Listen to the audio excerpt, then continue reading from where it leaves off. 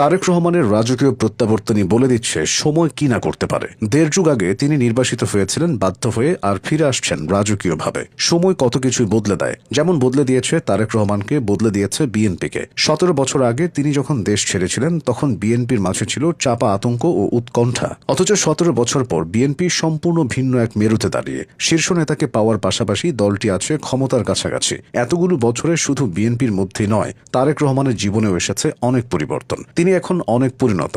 2007 সালে সেনা সমর্থিত তত্ত্বাবধায়ক সরকার ক্ষমতায় আসার পর থেকে বিএনপির দুঃসময়ের শুরুটা হয়। রাজনৈতিক নেতাদের একের পর এক গ্রেফতারে সবাই তখন উৎকণ্ঠায়। সব জল্পনা কল্পনার অবসান ঘটিয়ে 2007 সালের 7ই মার্চ তারেক রহমানকে গ্রেফতার করা হয়। গ্রেফতারের পর তাকে যেভাবে আদালতে তোলা হয়েছিল সেটি দেখে অনেকে তখন চমকে উঠেছিলেন। র্যাবের বুলেট প্রুফ জ্যাকেট এবং হেলমেট পরিয়ে ঢাকার একটি আদালতে তোলা হয়েছিল তাকে। এরপর তারেক রহমানকে জিজ্ঞাসাবাদের জন্য 10 দিনের রিমান্ডে নেওয়া হয়েছিল। খালেদা জিয়া তখন ভীষণ উদ্বিগ্ন ছিলেন। কারাগারে খালেদা জিয়ার সাথে দর কষাকষির এক পর্যায়ে সেনা কর্মকর্তারা ছোট ছেলে আরাফাত রহমানকে মুক্তি দিতে সম্মত হলেও তারেক রহমানের ব্যাপারে ছাড় দিতে রাজি হননি। পরে অবশ্য এক ধরনের অপ্রকাশিত সমঝোতার ভিত্তিতে মুক্তি পেয়েছিলেন তারেক রহমান। মুক্তি পাওয়ার পর তারেক রহমান 2008 সালের 11 সেপ্টেম্বর লন্ডনের উদ্দেশ্যে ঢাকা ছাড়েন পরিবারের সদস্যদেরকে সাথে নিয়ে। তিনি দেশ ছাড়ার পর বিএনপির দুঃসময় আরও বাড়ে। 2008 সালের 29 ডিসেম্বরের নির্বাচনে বিএনপির একরকম ভরাডুবি হয়। সেবার তারা পেয়েছিল মাত্র 30টি আসন। অন্যদিকে আওয়ামী লীগ পেয়েছিল মোট 230টি আসন।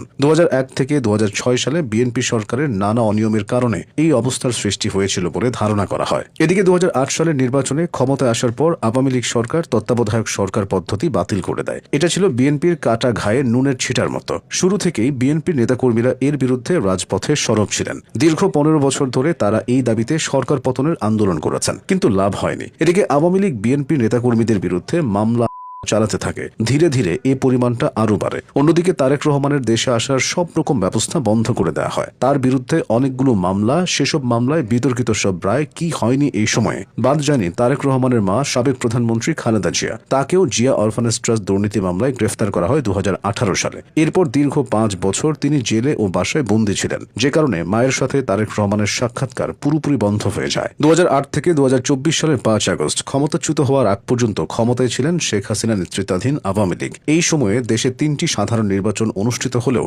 সেগুলোর স্বচ্ছতা নিয়ে ব্যাপক প্রশ্ন আছে। এর মধ্যে 2014 সালে অনুষ্ঠিত 10ম ও 2024 সালের দ্বাদশ জাতীয় সংসদ নির্বাচন বর্জন করে বিএনপি। 2018 সালের একাদশ জাতীয় সংসদ নির্বাচনে বিএনপি অংশগ্রহণ করলেও তাতে ব্যাপক কারচুপির অভিযোগ আছে। সে নির্বাচনে ভোট নিয়ে এখনো আলোচনা হয়। ভোটের দিন সারা দেশে সব ভোট কেন্দ্রের নিরাপত্তা নিশ্চিত করার প্রতিশ্রুতি দিয়েছিল নির্বাচন কমিশন, কিন্তু অনেক নির্বাচনী এলাকা থেকে বিএনপি এবং তাদের জোট জাতীয় ঐক্যফ্রন্টের বেশ কিছু প্রার্থী ভোটের আগের রাতেই ভোট কেন্দ্র নিয়ে সংবাদ মাধ্যমের কাছে নানা অভিযোগ তুলে ধরার চেষ্টা করেছিলেন। বিএনপি নেতাদের অভিযোগ, এই 15 বছরে তাদের নেতাকর্মীদের উপর ব্যাপক দমনপীড়ন চালিয়েছে ক্ষমতাচ্যুত সরকার ও আওয়ামী লীগ। সে দমনপীড়ন থেকে তারেক রহমান ও খালেদা জিয়া সহ শীর্ষস্থানীয় নেতাকর্মীরা যেমন ছিলেন, তেমনি তৃণমূলের নেতাকর্মীরাও ছিল।